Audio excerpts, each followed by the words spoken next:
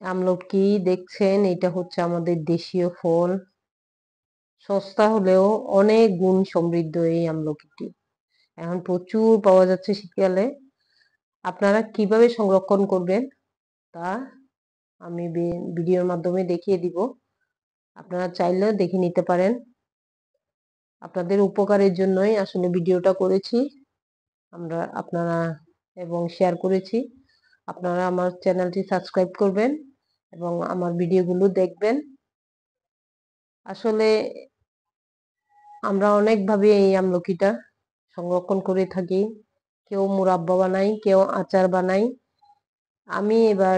আমিও বানিয়েছি, কিন্তু এবার আমি দেখলাম ভিটামিন সি নষ্ট হয়ে যায় আগুনের তাপে দিলে। ভিটামিন সিটা নষ্ট হয়ে যায়, সেই জন্য আমি কি করলাম, এবার আমলকি এনে ধুইয়ে এইভাবে ঝুরি কাট করে নিয়েছি। এটা অবশ্য সবার বাসায় আছে। এটা দিয়ে আপনি ঝুরি কাট করে নিবেন এবং এটাতে সামান্য একটু লবণ মাখিয়ে নিয়ে রোদ্রে শুকাতে দিবেন। 3-4 দিন শুকানো হয়ে গেলে, ড্রাই হয়ে গেলে আপনি কাচের বয়মে সারা বছরের জন্য সংরক্ষণ করতে পারেন। এই আমলকি আমাদের ভিটামিন সি এর ঘাটতি পূরণ করে।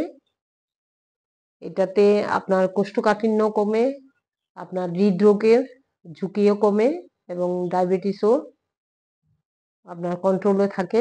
এই ভিটামিন সি সমৃদ্ধ দেশীয় ফলটি সবাই খাবেন এবং যার যেভাবে সুবিধা হয় সেভাবে সংরক্ষণ করবেন। এটা দেশীয় ফল হলেও খুবই উপকারী, কিন্তু অনেক গুণ সমৃদ্ধ। এটা ভিটামিন সি যুক্ত এই আমলকি সবসময় পাওয়া যায় না, এখন শীতকালে প্রচুর পাওয়া যায়। আপনারা এইভাবে সংরক্ষণ করে রাখতে পারেন। কিভাবে সংরক্ষণ করে রাখবেন সেই জন্য আপনাদের জন্য ভিডিওটা শেয়ার করলাম। আমার চ্যানেলটা সাবস্ক্রাইব করবেন এবং আমার পাশেই থাকবেন। ওকে, আসসালামু আলাইকুম।